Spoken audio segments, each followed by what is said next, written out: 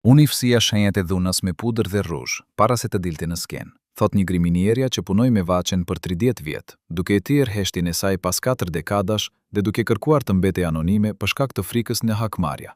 Duart e saj ende dridhen kur kujton mbrëmjet kur artistja më e dashur e kombit duhet i mbullonte shenjat e gishtrimve në përqaf, shenjat e dhunës familjare që askush nuk guxonte ta shihte.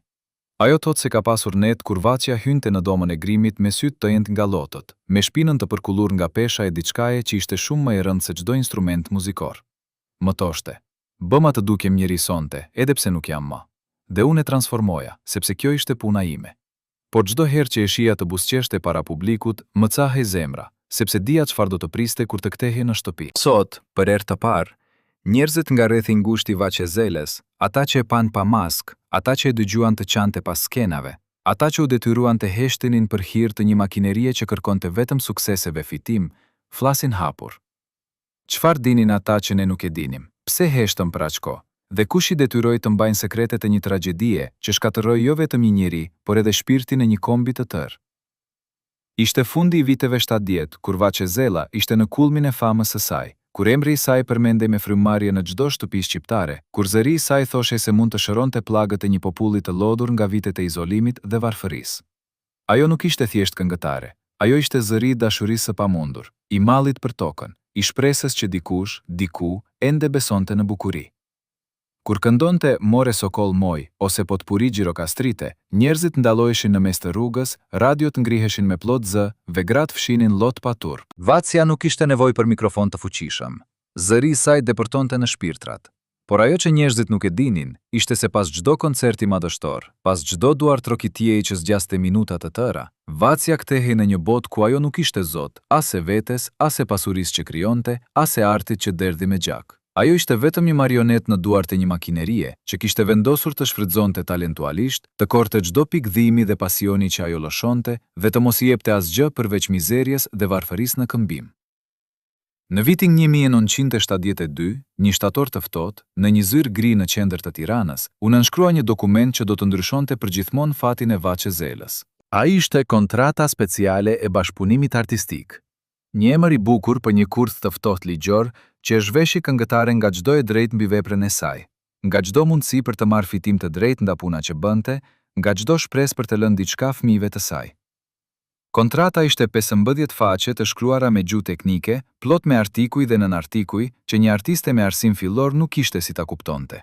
Vaçja, e rrethuar nga 3 burra në kostume të zeza, 2 prej tyre ishin përfaqësues të Komitetit të Kulturës dhe njëri ishte avokati i Kompanisë Shtetërore të Incizimeve, u ul në karrigen e drurit dhe dëgjoi shpjegimin e shkurtër. Kjo është rutinë, Vaçe, e nënshkruajnë të gjithë. Kjo të garanton punë, mbrojtje, ndihmë. Pa këtë nuk mund të vazhdosh. Ajo, e lodhur në një turne 3 javësh, me kokën plot muzikë dhe me shqetësimin e një nëne që priste në shtëpi me fatura të papaguara, mori stilolapsin dhe nënshkroi. Nuk lexoi, nuk pyeti. Ajo u besoi. Por çfarë nënshkroi ajo në të vërtetë? Sipas dëshmive të ish punonjësve të Komitetit të Kulturës që folën më vonë në kushte anonimiteti, artikulli i 5 i kontratës thoshte diçka të ngjashme me këtë. Të gjitha të drejtat autoriale, të ardhurat nga shitja e regjistrimeve, të drejtat e riprodhimit dhe të përfaqësimit publik, i kalojnë përgjithmonë dhe në mënyrë të paktyeshme entit shtetëror të artit dhe kulturës. Me fjalë të thjeshta, çdo kënd që Vaçja do të këndonte, çdo incizim që do të bënte, çdo koncert ku do të dilte, sipas atyre që e kishin parë kontratën, të gjitha fitimet do të shkoheshin në një llogari qendrore, dhe asaj do t'i jepej një paç fikse mujore që ishte më pak se ajo që merrte një punëtor i thjesht në një fabrikë. Nuk ishte provizione, nuk ishte bonuse, nuk ishte asnjë përqindje nga shitjet që thyenin rekorde. Ajo kishte jetuar mjaft për të parë se si sistemi shtupi njerëzit e talentuar, si i përdorin derisa të shterojnë dhe pastaj hedhin si peceta të përdorura. Dhe kjo ishte pikërisht ajo që po i ndodhte vajzës së saj. Ajo po bëhej zëri më i dashur i vendit, por nuk po bëhej pronare asgjëje. Ajo po krijonte pasuri, por nuk po lihej të shijonte asnjë thërrime të saj. Në vitin 1984, kur Vaçezela kërkoi të rinegociojë kushtet e kontratës, pasi kishte mësuar nga miqtë e saj në Jugosllavi se artistët atje merrnin të paktën 50% të fitimeve nga vepra e tyre, ajo u thirr në një mbledhje me drejtuesin e entit. Sipas atyre që ishin dëshmitar të asaj periudhe, drejtori e dëgjoi me një buzëqeshje të ftohtë dhe pastaj tha diçka të ngjashme me: "Vaçe, Ti po haron ku jeton. Këtu nuk ka privatësi, këtu nuk ka individ. Ti je pasuri e popullit, dhe populli vendos si të përdoret pasuria e tij. Nëse nuk të pëlqen, ka mjera të tjerë që do ta merrnin vendin tënd. Vacia u ngrit nga kariga e kuqe në fytur dhe tha: Unë nuk kërkoj të jem e pasur, kërkoj vetëm të ushqej fëmijët e mi me dinjitet. Por ajo që mori si përgjigje ishte heshtje e ftohtë. Kjo ishte fundi i diskutimit dhe fillimi i një robërie të hapur. Vacia vazhdoi të punonte sepse nuk kishte zgjidhje tjetër. Ajo vazhdoi të mbushte sallat, të tujente rekordet, të shkonte në turneu që zgjasnin muaj të tërë. Por brenda saj filloi të rritej një hidhrim që asnjë këngë nuk mund ta shprehte plotësisht. Ajo filloi të kërkonte ngushëllim në mënyra që familja e saj përpiqej të fshehin. Jo shumë në fillim, vetëm për të qetësuar nervat, por me kalimin e viteve, dhimbja e brendshme u bë e padurueshme. Bashkëshorti i saj përpiqej ta ndallonte, por çfarë mund të bënte? Ai vetë punonte ditë e natë si inxhinier për të mbajtur familjen mbi ujë, sepse paga e Vaces nuk mjaftonte. Ishte një ironi tragjike. Zëri më i shtrenjtë i vendit jetonte si një e varfër, ndërsa menaxherët dhe zyrtarët shijonin frutat e importuara dhe pinin konjak francez në darkavacat e tyre private. Po kush ishin këta njerëz që mbajnë në dorë Vacen dhe mijëra artistë të tjerë? A ishin ata thjesht funksionar apo diçka më e errët? Kush merrej me dokumentet që zhduknin gjurmët e parave? Kush shkruante kontratat që nuk lejoheshin të shihen nga avokat të pavarur? Dhe pse askush, asnjë gazetar, asnjë intelektual, asnjë politikan nuk guxoi ndonjëherë të ngrejë zërin kundër kësaj padrejtësie? Përgjigjja është e thjeshtë dhe e tmerrshme, sepse sistemi ishte ndërtuar pikërisht për këtë, për të shfrytzuar, për të heshtuar, për të marrë gjithçka dhe për të lënë vetëm dhimbjen. Për herë të parë në 25 vjet, një grua që punoi pranë Vaces Zeles pranoi të flasë para kamerës, por vetëm në kushte anonimiteti. Ajo ishte asistente produksioni në radio-televisioni shqiptar gjatë viteve 80. Sot, ajo jeton e harruar nga të gjithë, me flokë të thinjur dhe me duar që dridhen nga artriti. Por kur flet për Vacen, zëri i saj merr një forcë të çuditshme, sikur po shfaqet një grua e re nga e kalluara. Unë e kuptoja se çfarë po i bëj, fillon ajo, dhe përpiqja ta ndihmoja. Por ata më shpallën armike, sepse po prishja llojin e tyre. Çfarë lloje ishte kjo? Ajo tregon se në vitin 1983, sipas asaj që dëgjoi nga kolegë të besuar, ekzistonte një dokument që nuk duhej të ekzistonte. Një kontratë paralele, që rrëfehej se ishte nënshkruar ndërmjet entit dhe një firme me bazë jashtë vendit, që rishiste incizimit të Vaces me çmime marramense dhe fitimi, ashtu si shpeshpëritej në korridoret e Radio Tiranës, shkonte në llogari private. Kur ajo ja përmendi këtë Vaces, ajo nuk e besoi në fillim, por kur i tregoi se kishte dëgjuar biseda të fshehta mes drejtuesve, Vacia filloi të kuptonte.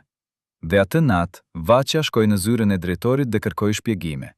Por në vend që të merrte përgjigje, ajo u kërcënua. Sipas dëshmive të punonjësve të kohës, u tirën 2 roj sigurie dhe ja bën të qartë Vaces. Nëse flet për këtë me dikë, do të përballet me akuza për shpifje kundër shtetit, dhe në atë kohë kjo nënkuptonte burg, ndoshta edhe më keq. Asistentja nuk e harroi asnjëherë atë natë. Ajo thotë se Vacia u kthie nga ajo mbledhje shkatërruar me sytë të zbrazët, sikur diçka brenda saj ishte tyrë përfundimisht. Ajo i tha: "Unë nuk jam më njeri, jam thjesht një zë që ata e përdorin për të bërë para, dhe kur zëri të më mbaroj, do të më hedhin si një mbeturin." Asistentja përpiqej ta ngushëllonte, por çfarë mund t'i thoshte? Se gjithçka do të ishte mirë, se drejtësia do të triumfonte. Të duja e dinin se kjo ishte gënjeshtër. Dhe atëherë, në atë dhomë të vogël të provave, ato u përqafuan. Jo si shoqe dashurie, por si 2 njerëz të humbur që ndanin një barë të pafajshme.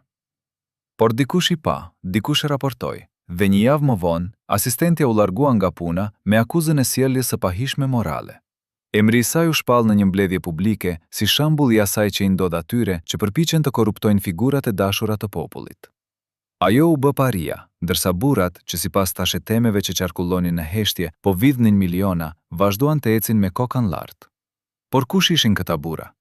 Asistentja tregon se sipas asaj që dëgjonte në korridor dhe nga kolegët që guxonin të flasin në biseda private, kishte një grup prej 5 personash që kontrollos plotësisht karrierën e Vaces dhe të artistëve të tjerë si ajo. Drejtoria e entit ishte fitura publike, Por prapa tij, ashtu si spëshpëritej, ishte një kontabilist që asnjëherë nuk dukej, por që nënshkruante çdo pagesë dhe çdo transfer parash. Pastaj ishte avokati që shkruante kontratat në mënyrë që të ishte ligjërisht e pamundur të ankimoheshin. Kishte edhe një oficer sigurie që merrej me menaxhimin e artistëve të paknaqur, një eufemizëm për kërcënim dhe shantazh. Dhe së fundi ishte një grua e heshtur që drejtonte departamentin e shpërndarjes dhe që sipas fjalëve që qarkullonin në heshtje, kishte lidhje me strukturat e jashtme që merreshin me rishitjen e paligjshme. Këta pesë, ashtu siç rrëfehej më vonë në biseda konfidenciale, formuan një grup që funksiononte si një mafie e vogël brenda sistemit. Ata dinin se shteti nuk do t'i prek, sepse shteti vetë përfitonte nga heshtnaqja. Ata dinin se askush nuk do të hetoj, sepse hetimi do të ekspozonte gjithë sistemin. Dhe ata dinin se artistët si Vaçja nuk kishin ku të shkonin, sepse alternativa ishte të mos punonin fare, të bënin muzikë ilegalisht ose të iknin nga vendi, gjë që në atë kohë ishte pothuajse e pamundur. Vaçja përpiqej të jetonte me këtë realitet. Ajo vazhdonte të këndonte, por diçka ishte ndryshuar përgjithmonë. Zëri i saj mbeti i bukur, por humori i saj u bë i errët. Ajo filloi të bënte shaka të hidhura në skenë, duke thënë gjëra si: "Faleminderit që më dëgjoni, edhe pse unë nuk marr asnjë lek prej jush. Ato shkojnë diku lart, në vende që unë nuk i njoh." Publiku qeshte duke menduar se ishte humor, por drejtuesit nuk qeshnin. Pas një koncerti në Korçë ku Vaçja bëri një koment të ngjashëm, ajo u thirr në një takim ku, sipas asaj që ajo veti rrëfeu më vonë, një mike të besuar ju tha shprehimisht: "Nëse vazhdon kështu, do të ndryshojmë repertorin tënd, do të këndosh këngë për traktora dhe ndërtim socialiste, jo për dashuri dhe mall."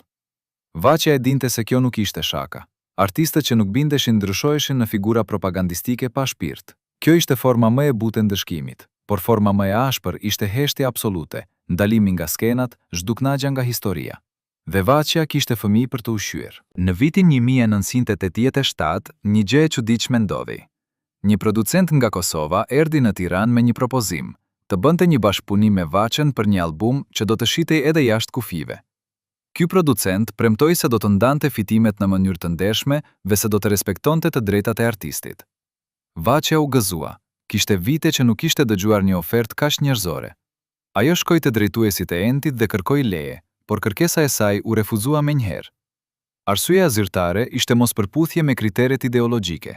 Arsyeja e vërtet, ashtu siç u përshpërit më vonë mes kolegëve të saj, ishte se ky bashkëpunim do t'i jepte Vaçës pavarësi. Dhe pavarësia ishte gjëja e fundit që sistemi donte. Kur Vaçja këmbënguli, ajo u suspendua nga puna për 3 muaj për edukim dhe vetë korrigjim. 3 muaj pa pagjë, 3 muaj pa koncerte, 3 muaj ku familja e saj hëngri bukë të thatë dhe lëngje. Dhe kur u kthye, ajo ishte një grua e thyer. Asistentja e pa atëherë dhe tha: "Vaçja nuk ishte më ajo artiste që dashuronte muzikën. Ajo ishte bërë një rrugë e lodhur që vetëm ecte nga inercia." Por pse askush nuk bëri asgjë? Pse kolegët e saj heshtën? Pse gazetarët nuk shkruan? Pse familja e saj nuk ngrui skandal? Përgjigjja është e thjeshtë dhe e dhimbshme, sepse të gjithë kishin frikë. Në atë sistem, njeri mbullonte tjetrin sepse edhe ai kishte diçka për të humbur. Gazetarët ishin pjesë të njëjtit aparat. Familja nuk kishte mjetet ligjore për të luftuar. Dhe kolegët, shumë prej tyre ishin në të njëjtën situatë si Vaçja, të lidhur me kontrata të ngjashme, të friksuar se nëse flasin, do të humbnin gjithçka. Kështu që të gjithë heshtën, dhe heshtja ishte kompliciteti. Ishte fajesia kolektive që lejoi grabitjen të vazhdonte për dekada. Asistentja mbyll tregimin e saj me një pyetje që ende e mundon. Nëse dikush kishte folur, nëse dikush kishte pasur guximin të bëjë skandal, mos vallë Vaçja do të ishte gjallë sot. Mos vallë, ajo nuk do të kishte fund në atë mënyrë të tmerrshme. Unë e di që nuk mund ta kthej kohën, por çdo natë pyetem: çfarë do të ndodhte sikur unë të isha më e fortë, sikur të mos kisha frikë? Dhe kjo pyetje mbetet pa përgjigje, sikurse mijëra të tjera që rrethojnë jetën dhe vdekjen e Vaçës Zelës. Kishte një mbrëmje në vitin 1989, kur Vaçë Zela u ngrit në skenë në Pallatin e Kongreseve përpara një audiencë prej 3000 njerëzish, dhe për një moment të shkurtër, ajo pa shpresë. Ishte një koncert madhështor për përvjetorin e çlirimit, dhe atmosfera ishte elektrike. Drita i rrëzoi mbi fytyrë, muzika filloi dhe ajo hapi gojen dhe këndoi. Por gjatë këngës së dytë, diçka e çuditshme ndodhi. Ajo ndaloi. Jo sepse kishte harruar fjalët, por sepse pa në radhët e para një burr që ajo e njihte prej vitesh, një nga ata që kishte qenë prezent në çdo takim ku ajo kishte kërkuar drejtësi, Ai ishte ullur me buzëqeshje të ftohtë, duke vështruar Vaçën sikur t'ishte malli i tij. Vaçja e humbi kontrollin për një sekond, zëri u thye dhe orkestra vazhdoi të luante pa të. Publiku filloi të shqetësohej, por Vaçja mblodhi veten, mbyli syt dhe vazhdoi. Dhe kur këndoi fjalët "Unë jam robi i zërit që më kërkuat", ajo i tha ato drejtuar atij burri. Ai e di, burri e di.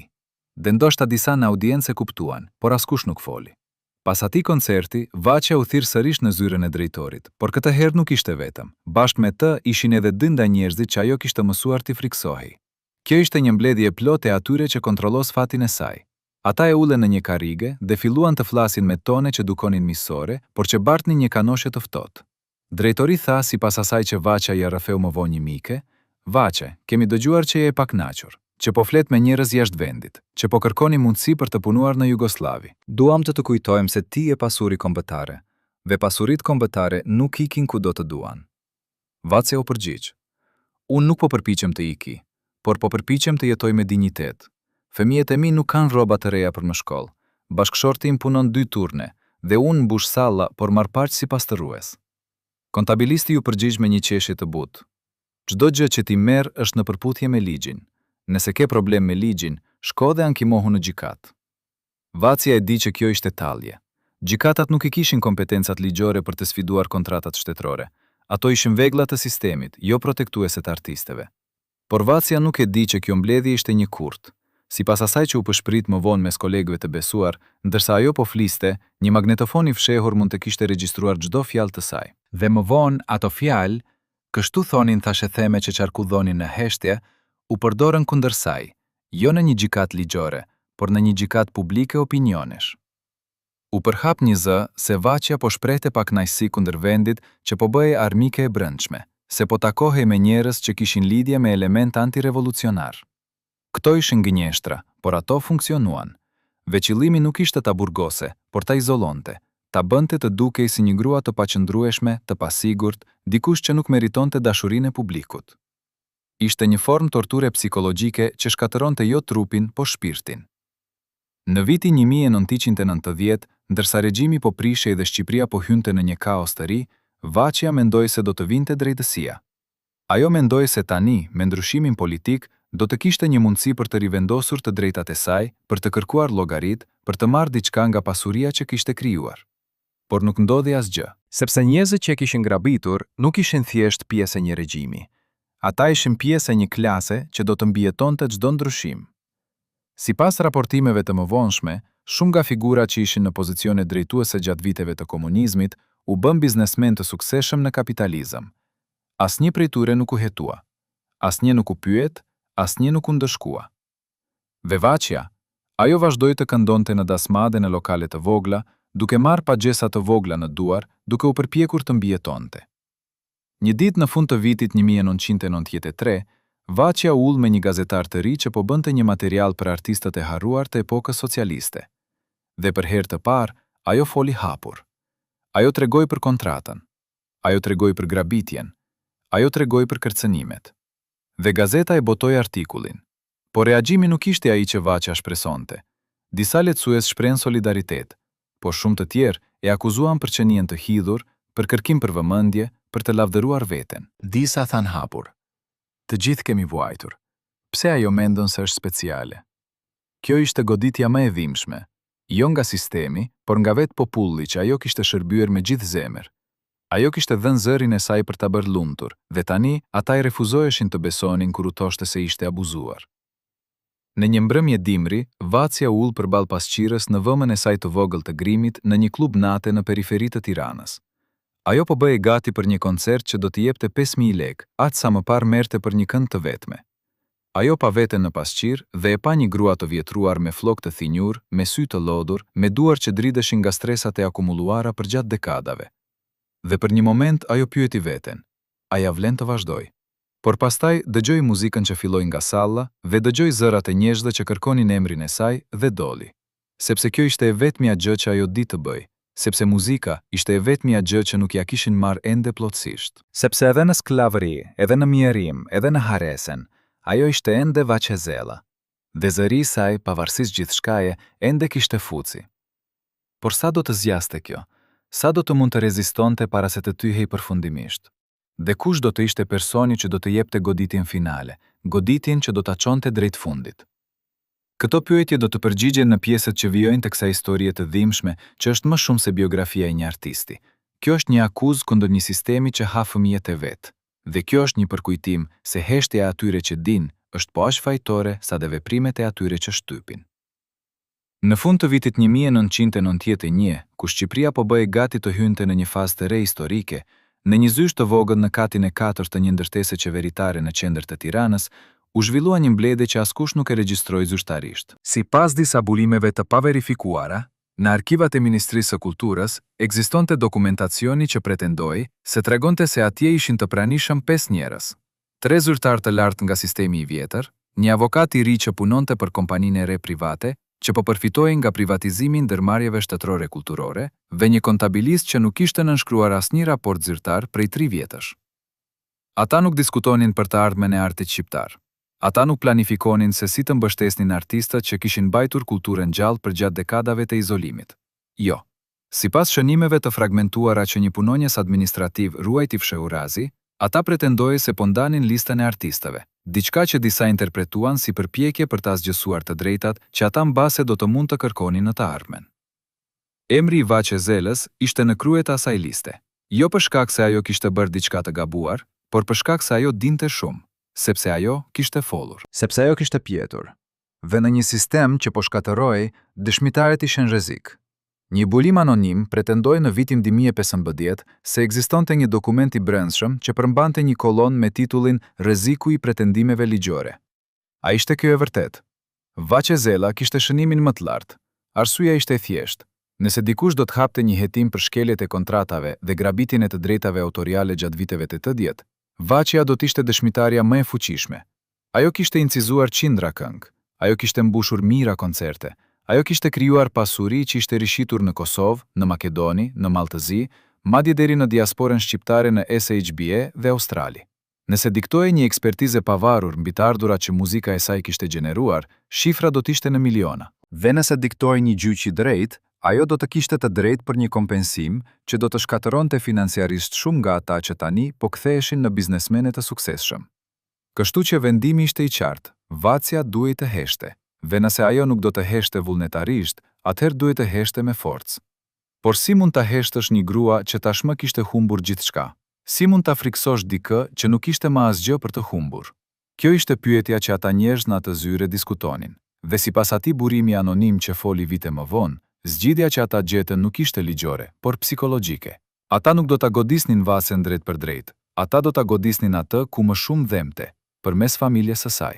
Djali i saj Altin ishte një muzikant i talentuar që po përpiqej të ndërtonte një karrierë në muzikën moderne. Vajza e saj Ermira ishte në universitet dhe ndronte të studonte jashtë vendit. Bashkëshorti i saj Petrit ishte një inxhinier që kishte mbajtur familjen mbi ujë për vite me punë të rënda fizike. Dhe tani, në mënyrë të çuditshme, të trija filluan të hasnin probleme. Altin humbi kontratën e tij të parë me një studio incizimi pa arsye të qartë. Ermira nuk u pranua në programin e shkëmbimit ndërkombëtar, edhe pse kishte notat më të larta.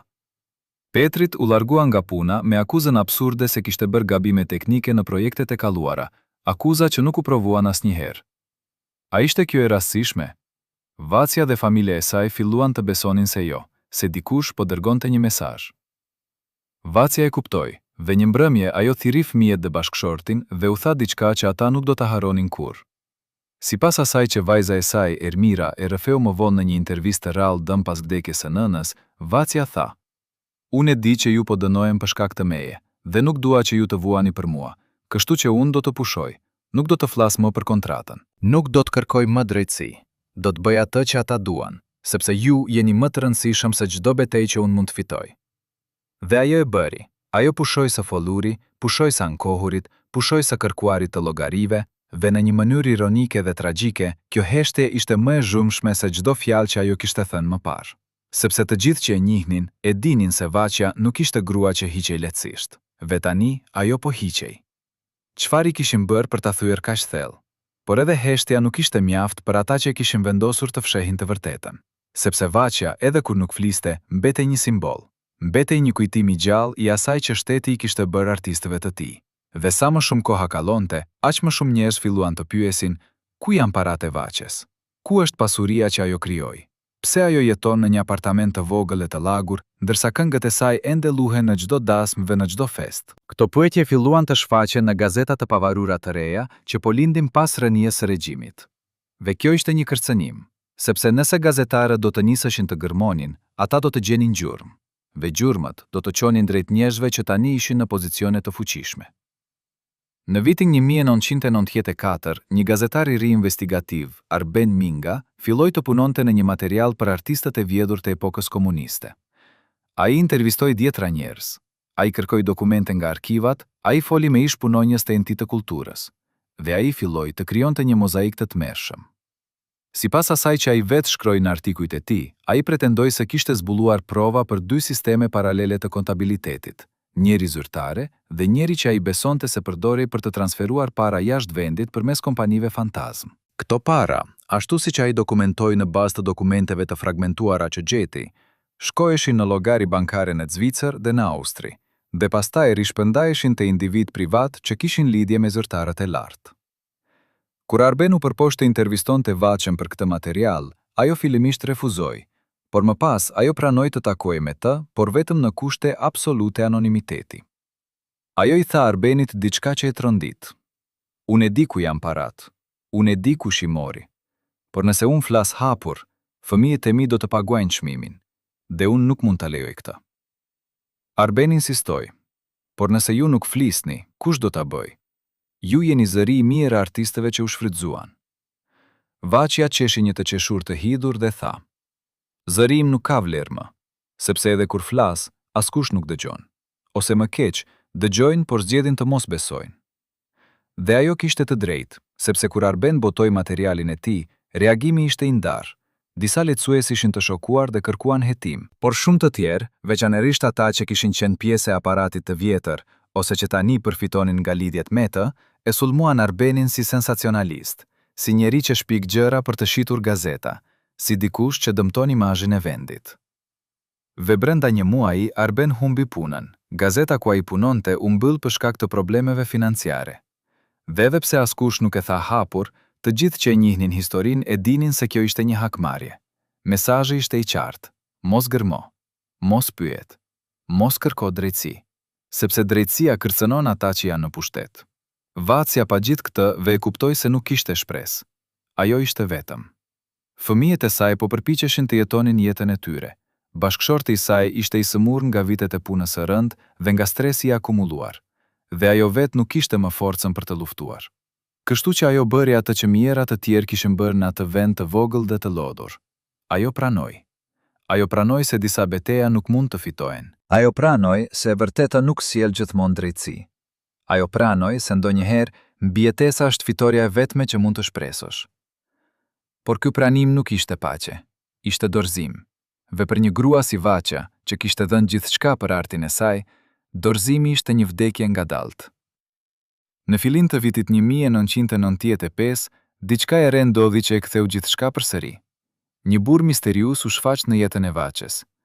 Ai pretendoi se ishte një producent muzikor nga Italia që donte të bënte një dokumentar për artistët shqiptar të harruar. Ai erdhi me çanta të shtrenjta, me syzete djelit të markave të njohura, me një makinë të zezë që shkëlqente në dielin e Tiranës. Ai premtoi Vaçes se do ta ndihmonte të rikuperonte historinë e saj, se do ta bënte të njohur në Evropë, se do t'i jepte një platformë ku ajo mund të tregonte të vërtetën pa frikë. Vaçja, e lodhur dhe e moshuar, fillimisht u dyshoi, por ai ishte shumë bindës. Ai solli lule. Ai foli për artin e saj me një pasion që ajo nuk e kishte dëgjuar prej vitesh. Ai e bëri të ndihej e vlefshme përsëri. Dhe ajo në një moment dobësie njerëzore i besoi. Ata filluan të takohen rregullisht. Ai e intervistoi për orë të tëra. Ai kërkoi detaje për kontratat, për takimet me zyrtarët, për kërcënimet që kishte marrë. Vaçja, duke menduar se po ndante me dikë që do ta ndihmonte, ja tha gjithçka. Ajo i tregoi për dokumente që kishte fshehur. Ajo i tregoi për takimin në vitin 1983, ku kishte dëgjuar për kontratën paralele. Ajo i tregoi madje edhe emrat që ajo kishte mbajtur në heshtje për vite nga Afrika, dhe ai i regjistroi të gjitha. Por atë që Vaçja nuk e di, ishte se ky burr nuk ishte producent. Ai ishte dikush i dërguar nga ata të njëjtët njerëz që e kishin shfrytëzuar ajo përgjatë gjithë jetës. Qëllimi i tij nuk ishte të ndihmonte Vacen. Qëllimi i tij ishte të mblefte çdo provë që ajo kishte, çdo emër që ajo dinte, çdo detaj që ajo mund të përdorte kundër tyre. Vetë asgjësonte atë. Një teori konspirative që u përhap vite më vonë pretendonte se ky burr nuk punonte vetëm, se ai ishte pjesë e një rjeti që synonte të pastronte gjurmët e korrupsionit dhe shfrytëzimit që kishin ndodhur gjatë viteve të diet. Por kjo mbeti vetëm një teori e paverifikuar. Ata nuk ishin kriminal në kuptimin klasik. Ata ishin njerëz të arsimuar, me aftësi juridike, me njohuri për sistemin dhe me lidhje të forta me ata që tani po ristrukturohin pushtetin në vendin e ri postkomuniste. Puna e tyre ishte të sigurohen që e kalluara të mos u kthehej për t'i goditur, dhe Vaçja, me dëshminë e saj të mundshme, ishte një kërcënim. Kështu që ata vendosën ta neutralizonin jo me dhunë, sepse kjo do të kishte tërhequr vëmendje, por me mashtrim dhe manipulim psikologjik. Pas 3 muajsh takimesh, burri i tha Vaçes se kishte mbledhur mjaft material dhe se tani do të shkonte në Itali për të filluar prodhimin e dokumentarit. Ai premtoi se do të kthehej pas 2 muajsh me një kontratë dhe me para për ta ndihmuar atë. Vaçja e besoi. Ajo i përqafoi. Ajo i tha: "Faleminderit që më dëgjon, faleminderit që më beson." Por ai asnjëherë nuk u kthye. Telefonat e tij u aktivizuan. Adresa që ai kishte dhënë ishte e rreme dhe të gjitha regjistrimeve që ai kishte bërë zhdukën. Por nuk zhdukën vetëm. Vaçja besonte, edhe pse nuk mund ta provonte kurrë, se ato regjistrimet u dorëzuan tek njerëzit që ajo kishte përmendur, njerëzit që ajo kishte akuzuar. Dhe ata tani kishin një listë të plotë të gjithçkaje që Vaçja dinte. Ata tani dinin se çfarë provash ajo ruante, dhe ata u siguruan që ato prova të mos gjendeshin kurrë. Vaçja e kuptoi se ishte tradhtuar kur një javë pas largjimit të burrit, shtëpia e saj u vjedh. Por kjo nuk ishte një vjedhje normale. Hajdutët nuk morën televizorin, nuk morën bijuteritë e saj të pakta.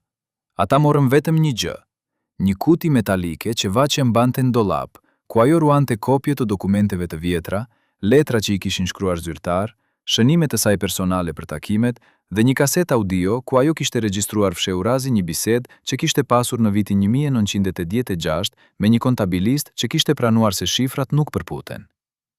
Kur policia erdhi, ata e trajtuan si një vjedhje rutinë. Ata morën dëshminë e Vaçes, shkruan një raport të shkurtër dhe asgjë tjetër nuk ndodhi. Ajo insistoi që kjo ishte një vjedhje synuar, por ata e tanë. Zonja Zella, hajdutët kërkojnë para dhe gjëra me vlerë. Letra të vjetra nuk kanë vlerë për ta. Por Vaçja e dinte. Ajo e dinte se ato letra kishin vlerë për dikë, dhe tani ajo nuk kishte më asgjë. Atë natë Vaçja u ul në domën e saj dhe qau për orë të tëra. Jo sepse kishte humbur dokumentet. Ajo e dinte se dokumentet vetëm nuk do të kishin ndryshuar asgjë. Por ajo qau sepse e kuptoi se kishte qenë naive, se kishte besuar dikë që nuk meritohej të besohej, se kishte hapur zemrën e saj para një personi që kishte ardhur vetëm për ta shkatëruar atë. Dhe ajo qau sepse e kuptoi se ishte e vetme në një mënyrë që nuk ishte qenë kurrë më parë. As fëmijët e saj nuk mund ta ndihmonin, as bashkëshorti i saj, as publiku që një herë kishte dashuruar. Ajo ishte një grua e vjetër, e harruar, e grabitur, e tradhtuar, dhe tani e zhveshur edhe nga ajo pak dinjitet që i kishte mbetur. Por edhe në atë gjendje, Vaçja nuk u dorëzua plotësisht. Ajo vazhdoi të këndonte. Ajo vazhdoi të dilte në koncerte të vogla, ajo vazhdoi të përballej me jetën sepse nuk kishte alternativë. Por diçka brenda saj kishte vdekur, dhe ata që e njihnin mirë e panë. Panë se buzëqeshja e saj ishte bërë detyrueshme. Panë se zëri i saj, edhe pse ende i bukur, kishte humbur atë pasion që një herë kishte bërë të papërsëritshme. Panë se ajo tani ishte thjesht një hije e asaj që kishte qenë. Dhe kjo ishte fitoria e atyre që e kishin shfrytzuar. Ata nuk e kishin vrarë fizikisht, por e kishin vrarë shpirtërisht, dhe kjo në një mënyrë ishte më e keqe. Por kush ishte ky burr që e tradhtoi Vaçen? Çfarë u bë me regjistrimete që ai mblodhi? Dhe a kishte ndokush tjetër që e dinte të vërtetën dhe që zgjedhi të heshte? Këto pyetje na çojnë në një pjesë edhe më të errët të kësaj historie, një pjesë që zbuloi vitet e fundit të jetës së Vaçes dhe mënyrën se si ajo u detyrua të jetonte me një barr që asnjë njeri nuk do të duhej ta mbante. Sepse ndonjëherë tradhtia më e madhe nuk vjen nga armiqt, vjen nga ata që pretendon të jenë miqtë e tu. Dhe Vaçja fatkeqësisht do ta mësonte këtë mësim në mënyrën më të dhimbshme të mundshme. Në pranverën e vitit 1996, Vaçja Zella hyri në një ambulancë private në orët e hershme të mëngjesit, duke u mbështetur në krahun e vajzës së saj Ermira, që përpiqej të mos qante para nënës. Ajo kishte kaluar natën duke vjell gjak, një simptom që kishte filluar 3 muaj më parë si një dhimbje e lehtë stomaku, por që tani ishte kthyer në diçka që nuk mund të injorohej më. Mjeku që e ekzaminoi në spitalin qendror i kërkoi Vaçës të qëndronte për analiza të mëtejshme, por ajo refuzoi me forcë të çuditshme për një grua në gjendjen e saj. Kam koncert nesër në Durrës, tha ajo. Njerëzit presin, unë nuk mund t'i shkënjej. Mjeku e shikoi me një përzierje mëshire dhe mosbesimi. Ai tha Ermires kur Vaçja nuk dëgjonte. Nëna juaj nuk ka javë, ka ditë, mbase orë, dhe ajo po shkon të këndoj. Por Vaçja shkoi, sepse ajo kishte mësuar se nëse ndalonte, nëse pranonte që trupi i saj po dështonte, atëherë gjithçka që kishte mbajtur gjallë, muzika, shpresa, iluzionit se ajo ende kishte një qëllim, do të shkatërrohej. Kështu që ajo u ngrit në atë skenë në Durrës, para një publik prej 500 njerëzish në një klub nate të vogël pranë detit, dhe këndoi me një zë që dridhej por që nuk u thye. Dhe askush në atë sallë nuk e dinte se gruaja që po u jepte kaq shumë bukuri, ishte duke luftuar për çdo frymëmarrje përpara syve të tyre. Pas skenave, pas duartrokitjeve që zgjatën 5 minuta, një kohë që Vaçës i duk si një jetë e tërë, ajo u rrëzua. Trupi i saj thjesht nuk ishte më forcë. Administratori i klubit e gjeti të shtrirë në dysheme të dhomës së grimit, të pashkencur, me buzët e ngjyrosura me gjurmë gjaku që ajo kishte përpjekur të fshihte me shami. Ata thirrën një mjek lokal që erdhi me një çantë të vjetër, veç që pas një ekzaminimi të shkurtër, tha fjalët që Ermira nuk do t'i haronte kurrë. Kjo grua ka nevojë për spital urgjent. Ajo ka humbje të brendshme. Nëse nuk trajtohet, nuk do të shohë dritën e diellit nesër. Por kur Ermira kërkoi që ta çonin në Tiranë, në spitalin më të mirë, administratori i klubit u zhduk. Ai nuk u kthye për t'i dhënë paratë që i kishte premtuar Vaçës për koncertin. Ai thjesht i ku, duke i lënë ato në një qytet të huaj, pa para, pa makinë, pa asnjë ndihmë. Vaçja, e përgjakur dhe e dobët, u mbështet në vajzën e saj dhe pëshpëriti. Ata nuk duan që unë të shërohem. Ata duan që unë të marr fund pa bërë zhurmë. Pas 3 ditësh, kur Vaçja më në fund u kthye në Tiranë dhe u shtrua në spital, mjekët zbuluan se ajo kishte një ulcer të hapur në stomak që kishte shkaktuar gjakderdhje të vazhdueshme. Por kur vajza e saj pyeti nëse kjo mund të ishte trajtuar më herët, nëse nëna e saj mund të kishte shpëtuar nga kjo gjendje, nëse do të kishte marrë ndihmë në kohë, mjeku i ri që e trajtoi bëri diçka të pazakontë. Ai e thirri Ermirën në korridorin e spitalit, larg veshjeve të tjerëve dhe i tha: Dosja mjekësore e nënës tuaj ka qenë modifikuar. Unë e di, sepse kam parë origjinalin para 6 muajsh kur ajo erdhi për kontroll rutinë. Atëherë, raporti thotë se ajo kishte nevojë për trajtim urgjent, por tani në dosje shkruan se ajo ishte e qëndrueshme dhe se nuk kishte nevojë për ndërhyrje. Dikush ka ndryshuar dokumentin. Dhe unë nuk mund të provoj kush, por mund të them se kjo nuk është gabim mjekësor, kjo është diçka tjetër. Ermira ndjej si toka po hapen në këmbët e saj. Ajo pyeti: pse do ta bënin këtë? Çfarë fitojnë nga vdekja e nënës sime? Mjeku nuk ju përgjigj drejt për drejt, por tha vetëm: ka njerëz që nuk duan që të vërtetat e vjetra të dalin në dritë. Dhe nëna jote, edhe smur, është një dëshmitare e gjallë. Vaçja qëndroi në spital për 12 ditë. Gjatë kësaj kohe, ajo mori vetëm një vizitë në një person i famshëm, një gazetar i vjetër që kishte punuar me të në vitet 80 dhe që tani punonte për një revistë të re kulturore. Ai erdhi me lule, por jo me buzëqeshje. Ai u ul pranë krevatit të saj dhe tha: Vace, dua të bëj një pyetje dhe të lutem më thuaj të vërtetën. A ke ende dokumente? A ke ende prova për atë që të kam bërë? Vace e shikoi për një kohë të gjatë dhe pastaj tha: edhe sikur të kisha, çfarë do të ndryshonte? Kush do të më besonte? Kush do të vepronin? Ti e di më mirë se unë se sistemi i ri është ndërtuar nga të njëjtët njerëz që drejtuan të vjetrin, vetëm kanë ndëruar kostume. Gazetari ul kokën dhe pranoi: e di, por mendova se ndoshta, nëse ti do të flisje tani, kur njerëzit filluan të pyesin për korrupsionin e së kaluarës, ndoshta dikush do të dëgjonte. Vaçja qeshi, një të qeshur të dobët që mbaroi me koll. Askush nuk dëgjon, ose nëse dëgjon, zgjedh të harroj, sepse e vërteta është e pakëndshme, dhe njerëzit preferojnë gënjeshtrat e bukura. Por çfarë po ndodhte jashtë mureve të spitalit ndërsa Vaçja luftonte për jetën e saj? Sipas disa burimeve që follën më vonë në kushte anonimiteti, po ndodhte diçka që shpjegonte shumë. Në qytetin e Tiranës, në një restorant privat që sapo kishte hapur dhe që shërbente ushqim të importuar për elitën e re postkomuniste, u zhvillua një darkë ku morën pjesë 5 burra. 3 prej tyre ishin ish zyrtar të entit të kulturës. Njëri ishte një avokat që tani përfaqësonte kompanitë e reja private që po blenin të drejtat e këngëve të vjetra për t'i rishitur. Dhe i fundit ishte një biznesmen që kishte lidhje me strukturat e medias. Ata nuk flasin hapur për Vacen, jo me emër. Por një kamarier që shërbeu në atë tavolina të natë, rrëfeu më vonë se dëgjoi fragmente të bisedës. Problemi po zgjidhet i vetiu ta njëri. Ajo nuk do të jetojë mjaft për të folur ta tjetri. Dhe pastaj ata ngritën gotat dhe pirën për të ardhmen pa bartë së kaluarës. A ishte kjo një provë e komplotit? Jo në kuptimin ligjor, por ishte një provë diçkaje më të keqe, e indiferencës së qëllimshme. Ata nuk kishin nevojë ta vrisnin Vacen. Ata thjesht duhej të prisnin që natura dhe injorimi mjekësor ta bënin punën për ta. Kur Vaçe u lirua nga spitali, ajo nuk u kthye në shtëpi për t'u çlodhur. Ajo u kthye për të vazhduar të punonte, sepse spitali kishte kushtuar paratë e fundit që familja kishte. Bashkëshorte i saj Petrit kishte shitur orën e tij të artë, një dhuratë nga jati që kishte vdekur, për të paguar faturat. Djali i saj kishte marrë hua nga misht. Vajza e saj kishte lënë universitetin për të punuar si shitse në një dyqan. Dhe Vaçja, duke parë gjithë këtë sakrificë, ndjeu një faj që e hante më shumë se çdo smundje fizike. Ajo mendoi, unë jam bara e tyre. Unë jam arsyeja pse ata vuajnë. Dhe në atë moment, diçka brenda saj vendosi diçka të tmerrshme. Se ndoshta do t'ishte më mirë për të gjithë, nëse ajo thjesht do të largohej. Por a mund të largohej? A mund një grua si Vaçja, e cila kishte jetuar për muzikë, për familje, për një shpresë të vogël se drejtësia mund të ekzistonte, thjesht të hiqte dorë?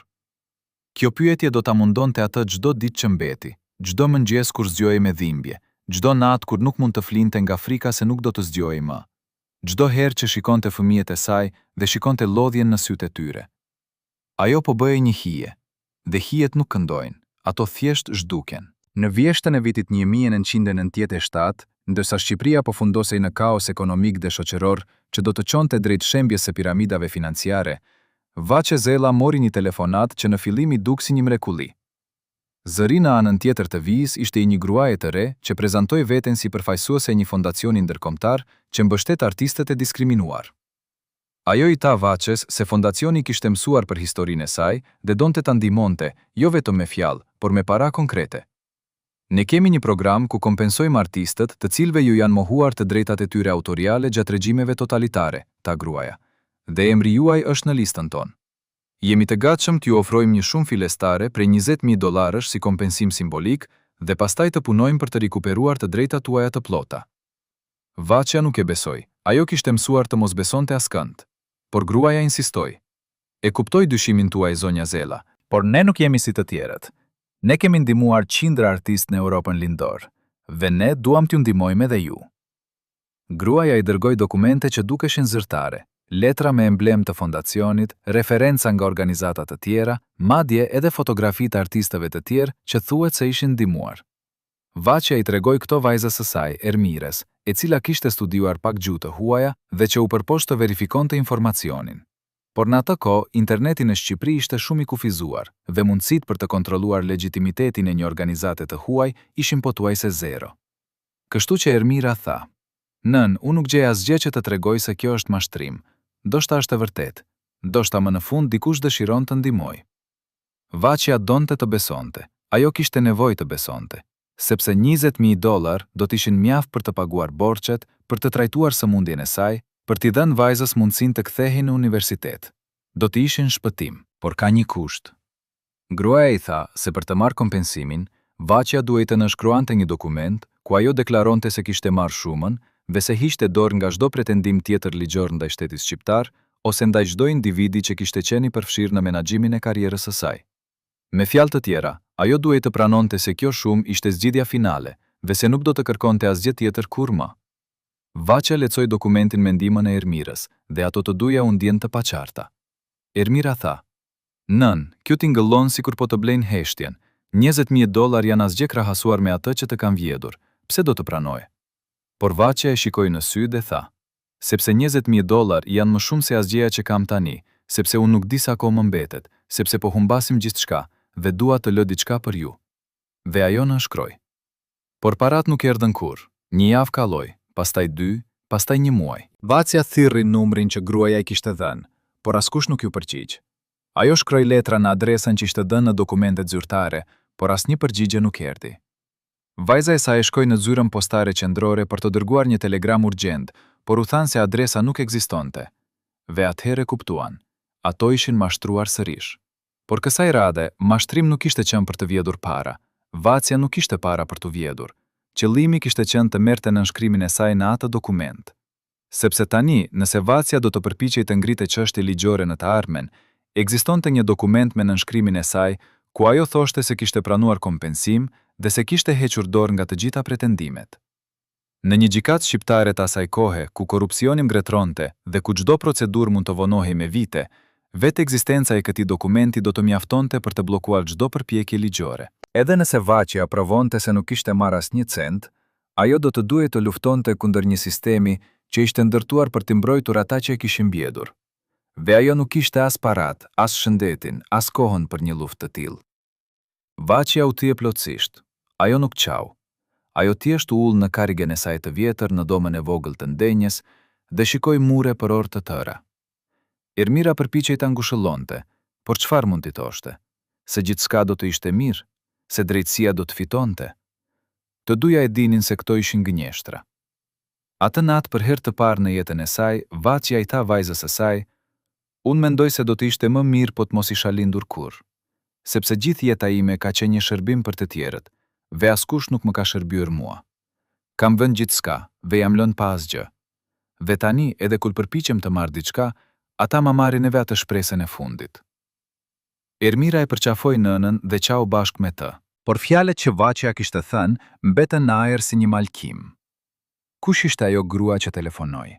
Asnjëherë nuk u zbulua me siguri. Por çfarë dim është se pa kohë pas kësaj ngjarje, një avokat që kishte punuar për ish-entin e kulturës hapi një zyrë privat që specializohej në zgjidhjen e mosmarrveshjeve të trashëgimisë artistike, dhe njëri nga klientët e tij të parë ishte një kompani që bleu të drejtat e incizimeve të Vace Zeles për një shumë që sipas dokumenteve publike ishte vetëm disa qindra dollar.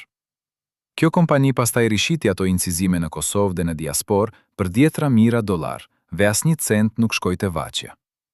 Por tani nëse dikush do ta pyeste pse Vacia nuk kishte bërë asgjë, ekzistonte një dokument që provonte se ajo kishte pranuar një marrëveshje. Ishte një lloj e përsosur, dhe Vacia kishte humbur pa e ditur se po luante.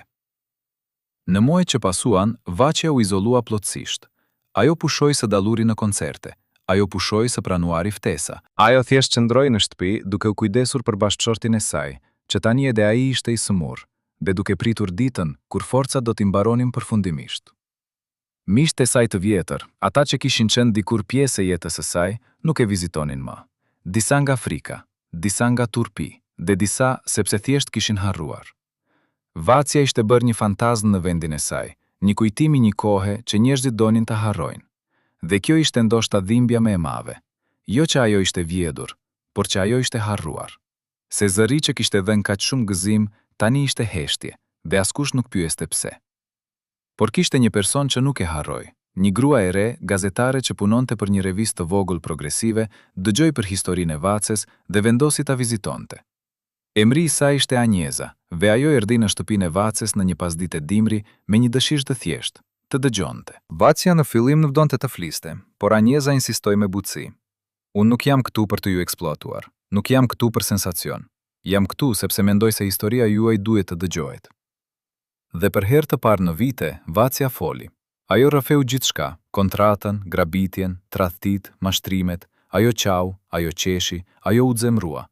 Dhe Anjeza i regjistroi të gjitha. Dhe kur artikulli u botua, ai shkaktoi një reagim, jo nga shteti, jo nga ata që kishin grabitur Vacen, por nga njerëzit e thjeshtë, nga ata që kishin dashuruar muzikën e saj dhe që tani për herë të parë mësuan të vërtetën. Dhe ata filluan të pyesin, ku janë paratë e Vaces? Ku është pasuria që ajo krijoi? Kush duhet të paguajë?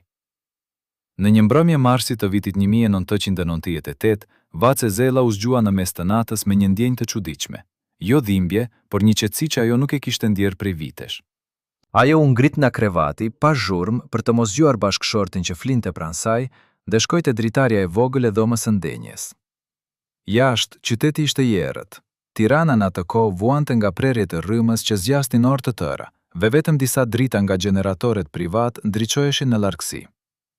Ajo shikoi qiellin dhe pa uje, Dhe për një moment, ajo kujtoi veten si një vajzë të re në Gjirokastër, kur ajo këndonte në festivalet e vogla lokale, vendronte për një jetë plot muzikë dhe dashuri. Ajo kishte arritur gjysmën e asaj ëndre, kishte pasur muzikë, por pjesa tjetër, dashuria, respekti, drejtësia, nuk ishte ardhur kurrë. Vaçja shkoi te një sirtar i vjetër ku ajo mbante objekte personale dhe nxori një fotografi të zvertur. Ishte një fotografi e saj në vitin 1968, kur ajo kishte fituar çmimin e parë në festivalin e këngës. Në fotografi ajo buzëqeshte, një buzëqeshje të vërtet, të plot, të pafrikuar. Ajo shikoi atë fytyrë të re dhe mendi: kush isha unë? Dhe kush jam tani? Ajo e di përgjigjen. Ajo ishte një grua që kishte dhënë gjithçka, veç që kishte marrë vetëm dhimbje në këmbim. Por a ishte kjo faji i saj? A kishte bërë ajo ndonjë gabim që meritonte këtë fat? Apo ishte thjesht një viktimë e një sistemi që konsumonte talentin si lëndëdjegëse dhe hidhte hirin pa mëshirë? Ajo kujtoi një mësim që ëma i kishte dhënë kur ishte ende fëmijë. Lulja, nëna e saj, e kishte ullur pranë saj pas një dite të vështirë ku Vaçja ishte qortuar nga një mësuese për shkak se kishte kënduar në klas pa leje. Nëna i kishte thënë: bija ime, bota do të përpiqet të thëj, do të përpiqet të bëj të heshtësh, por nëse ti ke një dhuratë, ti nuk mund ta mbash brenda. Ajo do të dalë, edhe nëse të dhëmb, edhe nëse të vret. Dhe Vaçja kishte jetuar sipas këtij parimi. Ajo kishte kënduar edhe kur i thonë të mos këndonte, kishte folur edhe kur e kërcënuan të heshtë. Kishte vazhduar edhe kur trupi dhe shpirti i saj thoshte të ndalonte. Por tani, duke qëndruar vetëm në atë dhomë të errët, ajo pyeti veten: a ja vlen? A ja vlen të luftosh kur di që nuk mund të fitosh? Ajo nuk kishte një përgjigje, por kishte një ndjenjë se betejat e mëdha ishin luftuar dhe se tani mbetej vetëm të jetonte me pasojat. Jo vetëm në kuptimin fizik, edhe pse trupi i saj po dobësohej me shpejtësi, por edhe në kuptimin shpirtëror. Ajo ndjeu se kishte dhënë gjithçka që kishte për t'u dhënë, se kishte luftuar gjithë betejat që mund të luftonte, dhe se tani e vetmja gjë që i mbetej ishte të priste. Jo drejtësinë, se atë e dinte që nuk do të vinte, por një lloj paqeje me vetveten. Një pranim se jeta e saj, me gjithë padrejtësitë, kishte pasur një kuptim. Se muzika që ajo kishte dhënë kishte prekur shpirtra, edhe nëse xhepat e saj kishin mbetur bosh. Një ditë pas kësaj nate, Vaçja mori një vizitë të papritur. Ishte një burr i vjetër që ajo nuk e kishte parë prej 30 vjetësh. Ai ishte një nga ish zyrtarët e entit të kulturës, njëri nga ata që kishte qenë prezent në mbledhjet ku kontratat ishin diskutuar dhe ku fitimet ishin ndarë.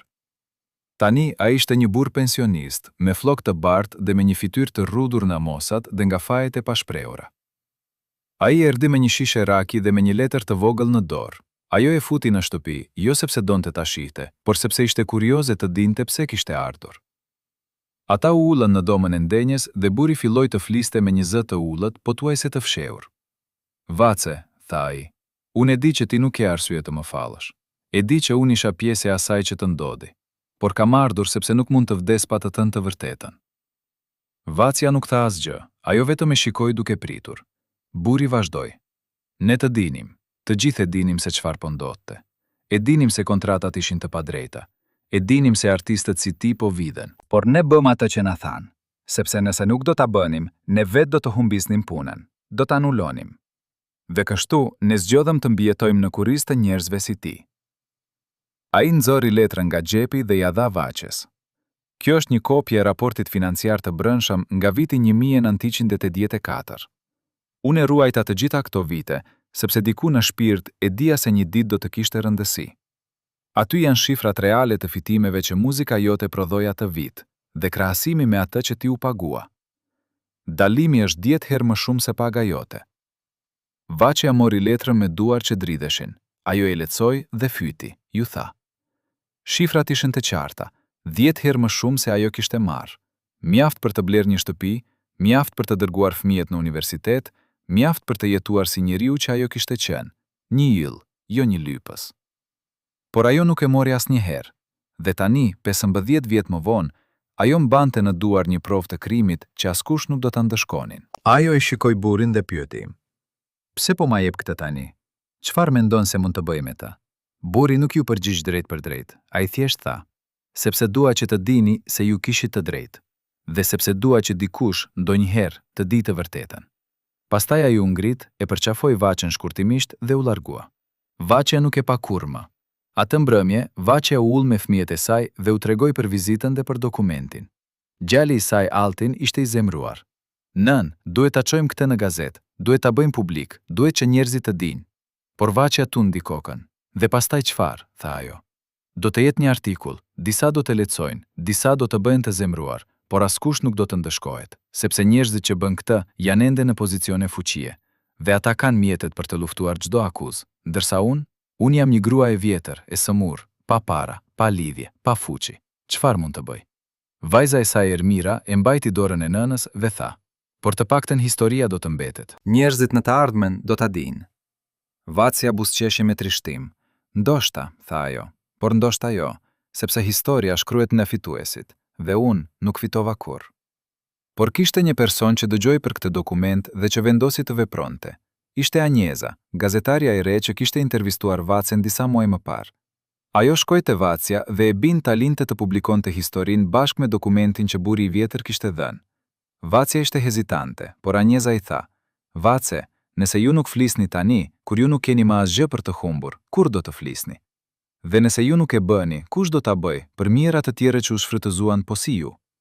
Dhe kjo prek Vaçen, sepse ajo e di që nuk ishte e vetme. Kishte qindra artistë të tjerë, këngëtar, muzikant, aktor, shkrimtar, që kishin kalluar të njëjtën torturë. Dhe nëse ajo heshte tani, ajo po i trartonte ata gjithashtu. Kështu që Vaçja pranoi. Dhe në muajin prill të vitit 1998, revista botoi një material të gjatë me titullin Kontrata e zezë, si shteti vodi zërin e Vaçe Zelës. Artikulli përfshinte dokumentin financiar, dëshmitë e njerëzve që kishin punuar me Vaçen, dhe një analizë ligjore që shpjegonte se si sistemit kishte funksionuar për të shfrytzuar artistët. Dhe reagimi ishte i fuqishëm.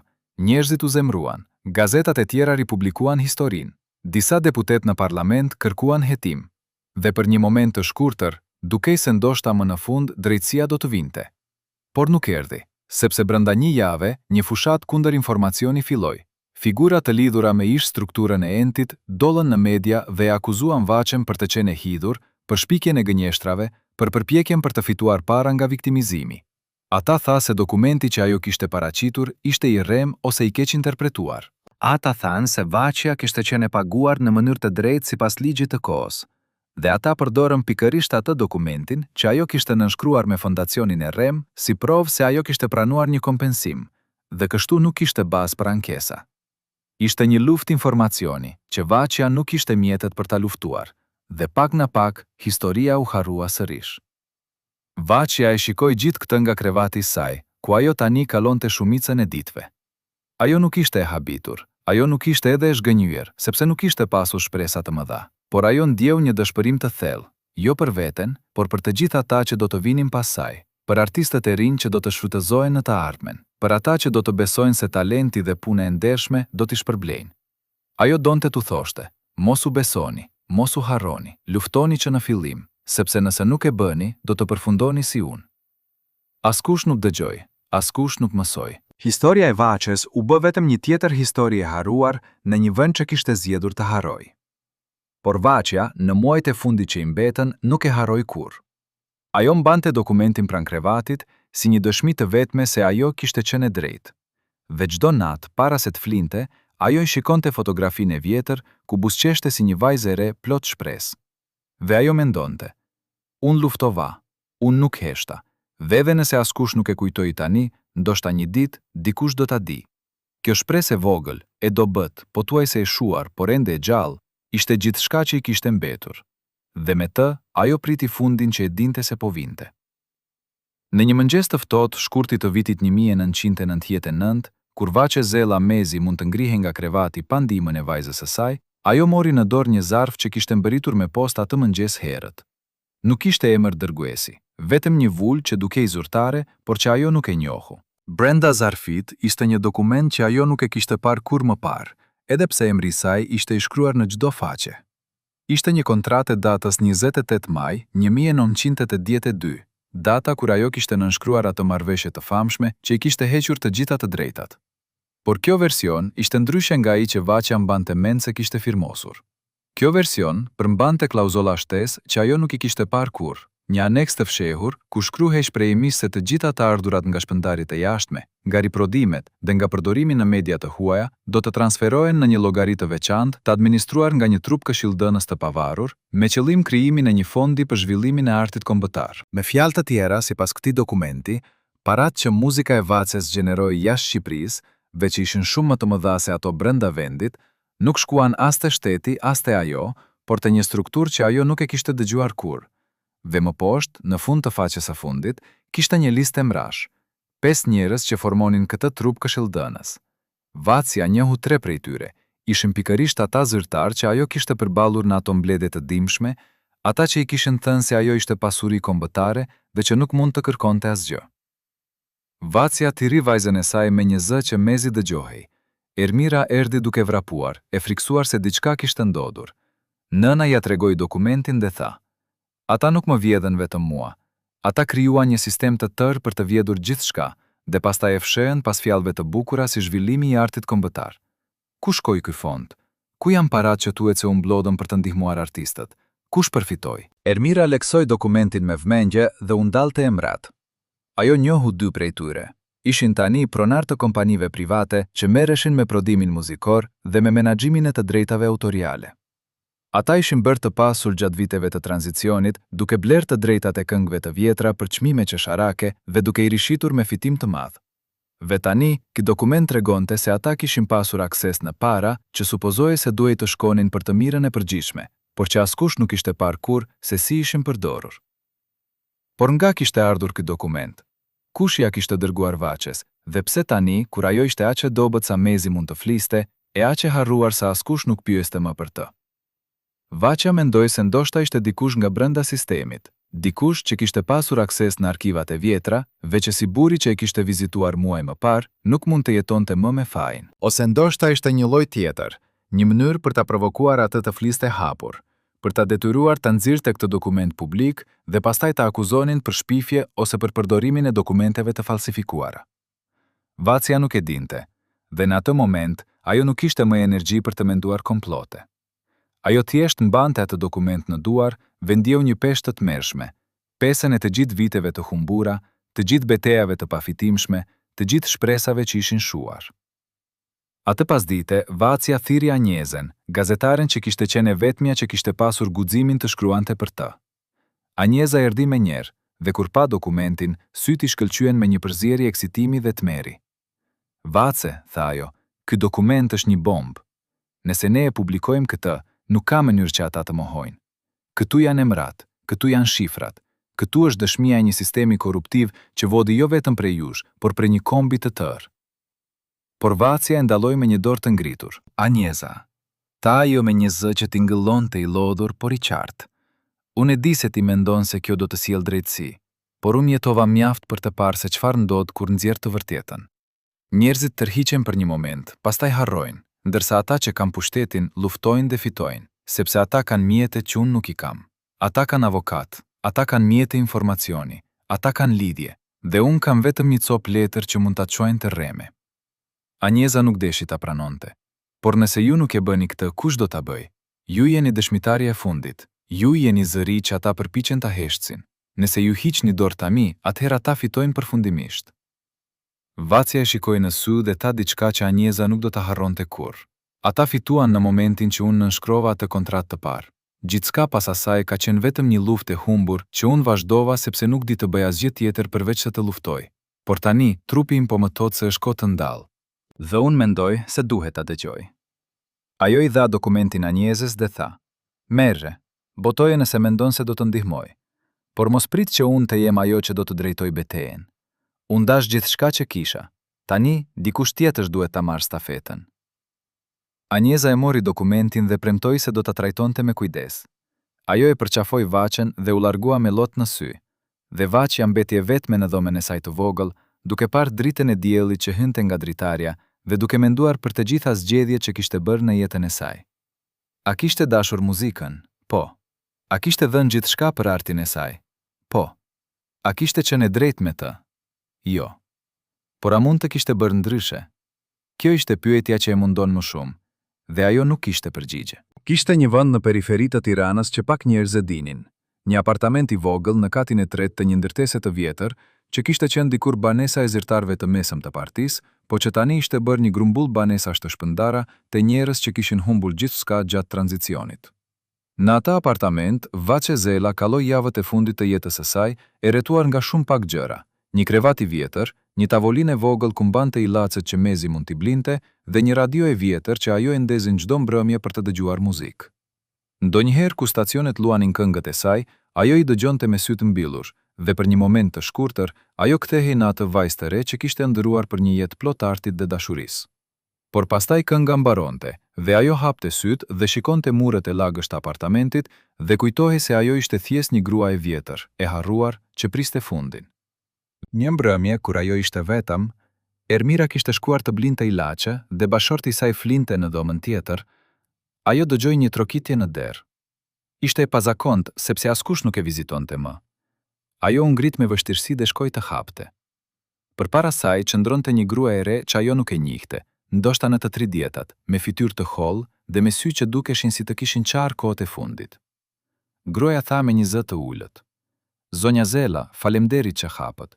E di që nuk më njihni, por emri im është Lindita dhe jam vajza e Arben Mingës, gazetarit që shkroi për ju para disa vjetësh." Vaçe e kujtoi emrin. Arben ishte ai gazetar i ri që kishte përpjekur të zbulonte sistemin e grabitjes, por që kishte humbur punën dhe që ishte çdonjëherë në mungesa e reagimit. Lindita vazhdoi: "Babai im ndroi jetë javën e kaluar, dhe para se të shkonte, ai më dha një letër ku më kërkoi të vija te ju dhe t'ju jepja diçka që ai e kishte ruajtur për vite." Lindita mëzori nga çanta e saj një zarf të madh të mbyllur me vull dhe ja dha Vaçes.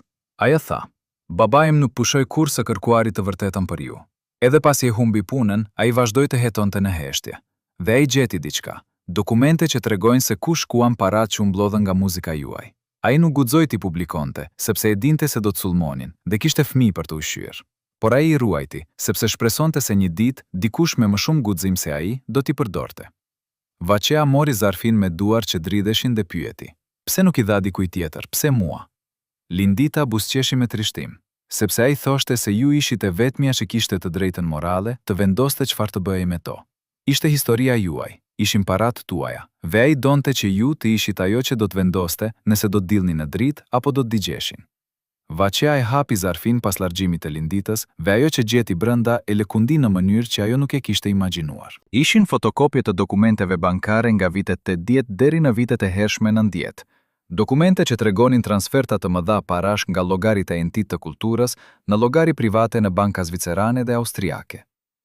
Emrat e pronarëve të llogarive ishin të fshehur pas kompanive fantazm, por Arben kishte shkruar shënime në dorëshkrim në skajet të faqeve ku identifikonte se kush ishte prapas secilës kompani.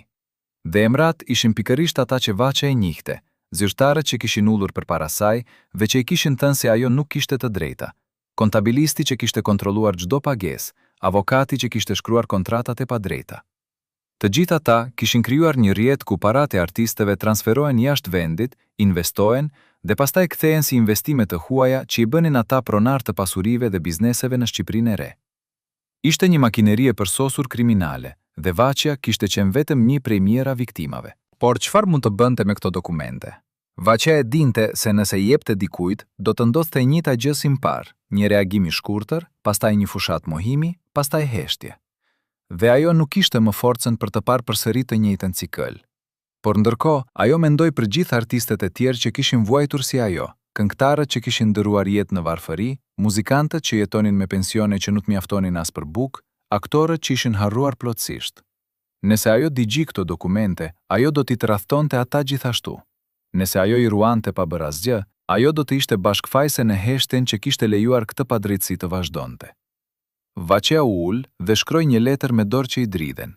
Ishte një letër drejtuar popullit shqiptar, jo mediave, jo politikaneve, por njerëzve të thjeshtë që kishin dashur muzikën e saj. Në atë letër ajo shkroi: "Për 50 vjet unë u këndova me gjithë zemër. Ju më dhat dashurinë tuaj dhe unë u dhash gjithçka që kisha. Por sot, ndërsa përgatitem të largohem nga kjo botë, dua t'ju them të vërtetën që më është fshehur, ve që unë e mbajta në heshtje për shumë vite, nga frika dhe nga dëshpërimi. Unë nuk kam pasuri, nuk kam shtëpi, nuk kam asgjë për t'u lënë fëmijëve të mi. Sepse gjithçka që unë krijova, çdo këngë, çdo koncert, çdo emocion që dersha para jush, U mor prej meje nga njerëz që vendosën se ata e meritosh më shumë se unë. Ata më thanë se kjo ishte për të mirën e kombit, por në të vërtet ishte për të mirën e xhepave të tyre. Nuk po ju kërkoj mëshirë, nuk po kërkoj hakmarrje, por po ju lë këtë dokumente që tregojnë se ku shkuan paratë që muzika ime prodhoi. Dhe po ju kërkoj vetëm një gjë. Mos i besoni atyre që ju thonë se arti është për të mirën e përbashkët, por që në heshtje po e zhderojnë atë në pasuri private. Mos lejoni që artistët e rinj të vuajnë si unë. Luftoni për ta, sepse unë nuk kam më forcën. Në një mëngjes marsi të vitit 2000, kur pranvera po fillonte të çelte lulet në Tiranë, Vaçe Zella u zgjua për herë të fundit. Ajo nuk ndjeu dhimbje, vetëm një lodhje të thellë që dukej se po e thithte çdo pjesë të trupit të saj. Ermira ishte ullur pranë saj, duke mbajtur dorën e saj, dhe Vaçe i buzëqeshi me një butësi që vajza nuk e kishte parë prej vitesh. Mos qaj, i tha ajo Ermirës. Unë e di se ti mendon se unë kam pasur një jetë të vështirë, por e vërteta është se unë kam pasur një jetë plot muzikë, dhe kjo, pavarësisht gjithçkaje, ishte një bekim. Ajo mbylli syt dhe filli të këndonte me një zë të dobët, një melodi të vjetër që nëna e saj ja kishte mësuar kur ishte fëmijë. Ermira dëgjoi, duke qarë në heshtje, derisa zëri i nënës u bë gjithnjë më i ulët, derisa u shua plotësisht.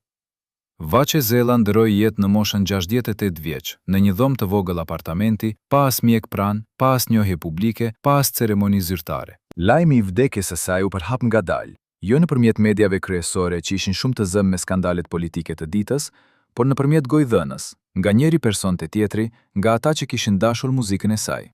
Disa njerëz erdhën në funeral, miq të vjetër, disa fanse që nuk e kishin harruar. Por shumica e atyre që kishin përfituar nga puna e saj, zyrtarët që tani ishin bërë biznesmene, menaxherët që tani jetonin në vila, avokatët që tani përfaqësonin kompani të mëdha, asnjë nuk erdhi. Ata dërguan kurora me mesazhe të bukura, por nuk patën guximin të shikonin në sy fëmijët e gruas që kishin shfrytëzuar. Pas funeral, kur Ermira shkoi në shtëpi dhe filloi të sistemonte gjërat e nënës, ajo gjeti diçka që e shokoi. Një kuti të vogël metalike e fshehur në fund të një dollapi, ku Vaçja kishte ruajtur çdo copë letre që kishte marrë gjatë viteve, çdo kontratë, çdo raport, çdo shenim të doshkruar. Dhe në fund të kutisë ishte një kaset audio e vjetër me një etiketë që thoshte: "Për ata që do të dëgjojnë." Ermira e vuri kasetën në një magnetofon të vjetër që gjeti në dhomë dhe dëgjoi zërin e nënës, një regjistrim që ajo duhet të kishte bërë muaj më parë, kur ende kishte forcë për të folur qartë. Në atë regjistrim, Vaçja rrëfente gjithë historinë e saj, nga fillimi deri në fund, me emra, me data, me detaje që ajo nuk i kishte treguar kur hapur. Ishte një dëshmi e plot, e papërpunuar, e vimshme. Dhe në fund ajo tha: "Nëse dikush dëgjon këtë, dua që të dini se unë nuk jam viktima e vetme. Ka mjera të tjerë si unë, dhe nëse ju keni fuqinë për të bërë diçka, ju lutem, mos heshtin, sepse heshtja është gjëja që i bën grabitësit të fitojnë." Ermira ja dha kasetën dhe të gjitha dokumentet Anjezës, ashtu siç nëna e saj kishte kërkuar, dhe Anjeza, e shkatëruar nga lajmi i vdekjes së Vaçes, vendosi se kjo herë nuk do të kishte heshtje. Aho punoi për javë të tëra për të verifikuar çdo dokument, për të intervistuar çdo burim, për të ndërtuar një material që do të ishte i pamohueshëm. Dhe në qershor të vitit 2000, revista ku ajo punonte botoi një special prej 12 faqesh me titullin Vaçe Zella, vogëllusha e kombinit që kombi harroi. Materiali përfshinte dokumente që Arben Minga kishte lënë, letrën që Vaçja kishte shkruar para vdekjes dhe një analizë të detajuar se si sistemi kishte funksionuar për të vjedhur jo vetëm prej saj, por prej një gjenerata të tërë artistësh. Reagimi ishte më i madh se çdo herë më parë. Njerëzit dollën në rrugë duke mbajtur fotografi të Vaçes. Disa deputet kërkuan hetim parlamentar. Disa avokat ofruan shërbime pro bono për të ndihmuar fëmijët e Vaçes të ngrenin padi. Dhe për disa javë dukej se më në fund drejtësia do të vinte. Por pastaj ngadalë fortuna u qetësua. Hetimi parlamentar u bllokua nga procedura teknike. Padea u vonua me vite nga një sistem gjyqësor që ishte i ngarkuar dhe i korruptuar. Dhe mediat kaluan në historia të tjera, sepse publiku kishte një kujtesë të shkurtër.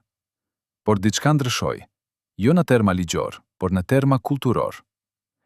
Historia e Vaçes u bë një simbol, një kujtesë e asaj që ndodh kur njerëzit gjidhen të heshtin, kur sistemet ndërtohen për të shfrytëzuar të dobtit, kur arti trajtohet si mall dhe jo si shpirt. Shkollat filluan ta mësojnë historinë e saj si pjesë të programit mbi të drejtat e artistëve. Organizatat e reja u formuan për të mbrojtur krijuesit nga shfrytëzimi, dhe shumë artistë të rinj, kur nënshkruanin kontratat e tyre të para, i kujtojnë fjalët e Vaçes. Mos u besoni.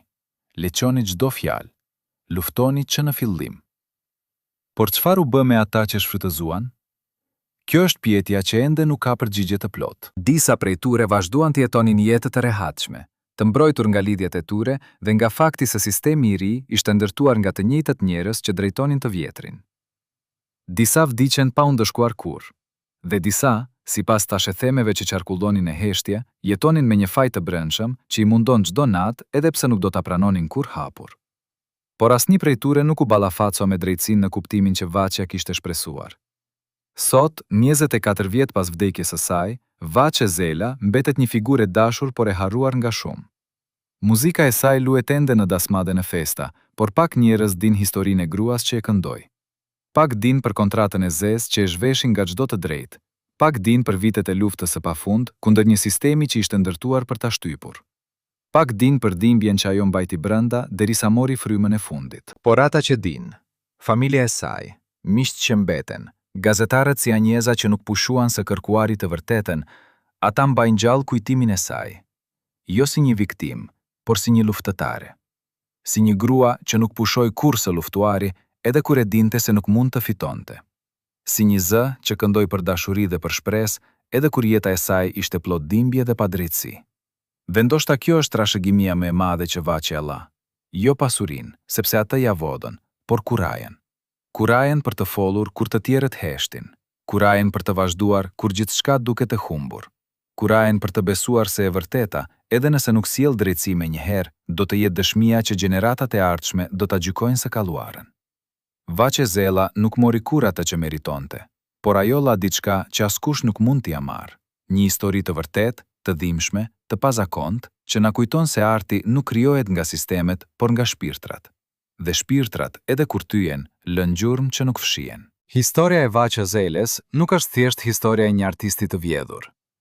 Është historia e të gjithë atyre që kanë dhënë gjithçka për artin e tyre, për punën e tyre, për shërbimin ndaj të tjerëve, dhe që janë shpërblyer me ignorancë, me grabitje, me harres.